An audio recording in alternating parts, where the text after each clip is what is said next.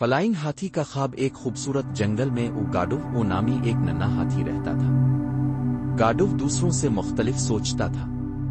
وہ ہمیشہ آسمان کی طرف دیکھ کر کہتا، کاش میں بھی پرندوں کی طرح الفاڑ سکتا۔ جنگل کے سب جانور ہنستے، ارے گاڈو ہاتھی کبھی الفاڑتی ہے، تم بہت بھاری ہو۔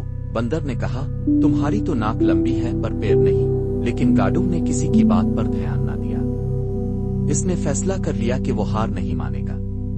وہ ہر روز صبح الفاٹے کر بھاگتا، چھلانگیں لگاتا اور پنکھوں کے بارے میں کتابیں پڑھتا۔ اس نے جنگل کے پرانے الفاظ الو چچا اسے مدد مانگی۔ الو چچا نے کہا، خواب وہی سچ ہوتے ہیں جن کے پیچھے محنت ہو، آؤ ہم تمہارے لیے کچھ خاص بناتے ہیں۔ کئی دنوں کی محنت کے بعد انہوں نے بانس اور کپڑے سے ایک خاص گلائیڈر بنایا۔ جانوروں کو بلایا گیا اور سب کو گاڈو کا نیا تجربہ دکھایا گیا۔ گاڈو نے گلائیڈر پہنا، دوڑا اور ایک پہاڑی سے چھلانگ لگائی اور وہ الفاڑنے لگا۔ پورا جنگل خوشی سے چیخ اٹھا، گاڈو الفاڑ رہا ہے، ہاتھی الفاڑ رہا ہے۔ گاڈو نے مسکرا کر نیچے دیکھا اور کہا، اگر دل میں یقین ہو تو کوئی خواب ناممکن نہیں ہوتا۔ سبق: مورل: بڑے خواب دیکھو، دل سے یقین کرو اور محنت کرو، کامیابی تمہارے قدم چومے گی۔